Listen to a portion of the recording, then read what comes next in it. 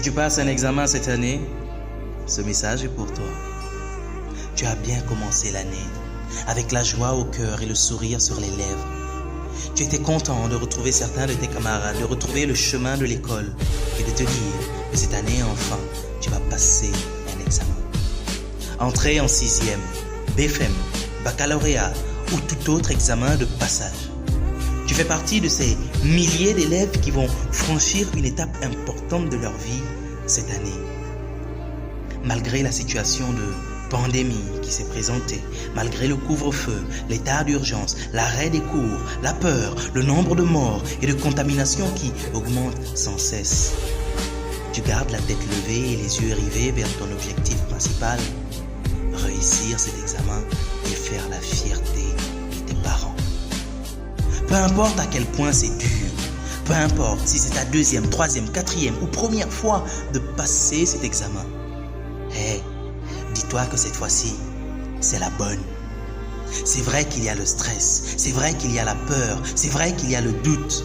Mais pour contrer tout ça, la meilleure des choses à faire, c'est de trouver une source de motivation.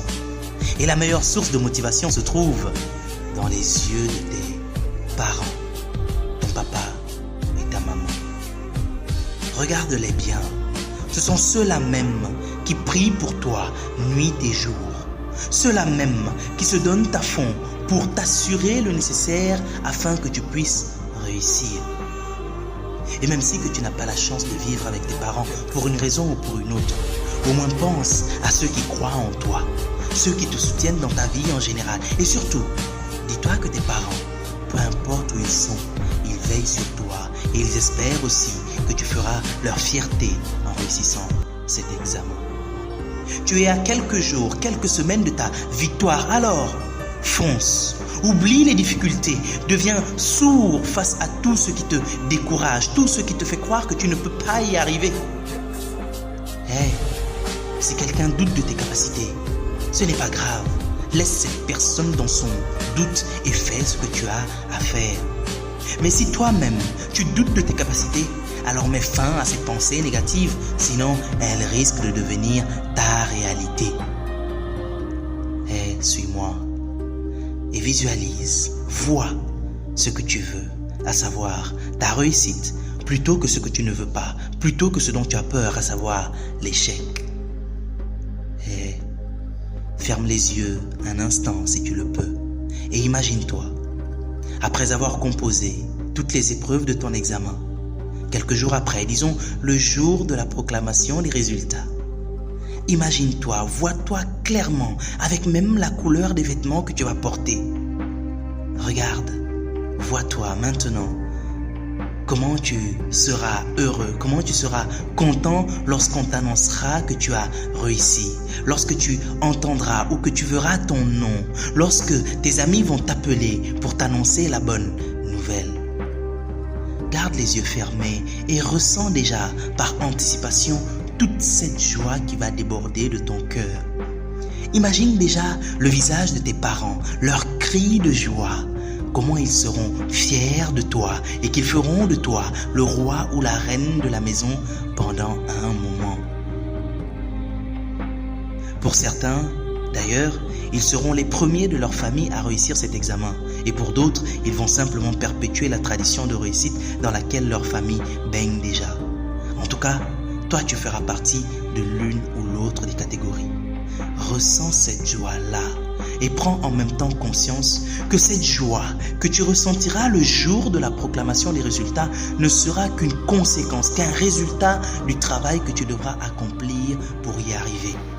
Alors, prends conscience, encore une fois, que c'est l'heure de travailler, l'heure de se taire sans commentaire et de faire ce que tu as à faire, c'est-à-dire de bien te préparer pour cet examen qui t'attend. Travaille jusqu'à ce que ça fasse mal, car la pauvreté fait encore plus mal, nous dit Paul Kagame, président du Rwanda. Et c'est exactement cela. Comprends que la différence entre ceux qui réussissent et ceux qui ne réussissent pas, c'est que les premiers ont fait de la réussite un besoin aussi vital que respirer, tandis que les seconds en ont fait une option, comme le fait de porter ou non un sous-vêtement. Alors toi, forge-toi une mentalité de vainqueur. Fais de ta réussite une nécessité. Crois en toi et fonce. Je termine en te rappelant que la réussite s'écrit avec 3 T. Le premier T, c'est le talent. Et toi, tu as déjà ce talent puisque de tous ceux qui ont commencé les études depuis que tu as commencé au CI jusqu'à maintenant, tu es l'une des rares personnes qui a pu y arriver. Combien parmi tes camarades sont décédés? Combien ont abandonné par manque de moyens et autres? Mais toi, tu as été sélectionné pour continuer. Alors, tu as ce talent. Tu es béni de Dieu. Le deuxième T, c'est le travail, car un talent sans travail ne sert à rien. Tu dois travailler jusqu'à ce que ça fasse mal, comme on l'a dit plus haut. Tu dois travailler avec sérieux, travailler avec rigueur, travailler de telle sorte que tu puisses mériter d'être parmi ceux qui réussiront cet examen.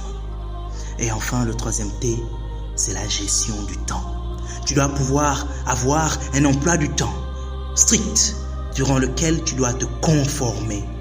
Dire par exemple que de 15h à 17h, tu dois te concentrer à travailler sur une matière. Et même si que c'est un ami ou une copine qui vient te rendre visite, n'hésite pas à lui dire que là, tu es occupé parce que tu travailles pour ta réussite.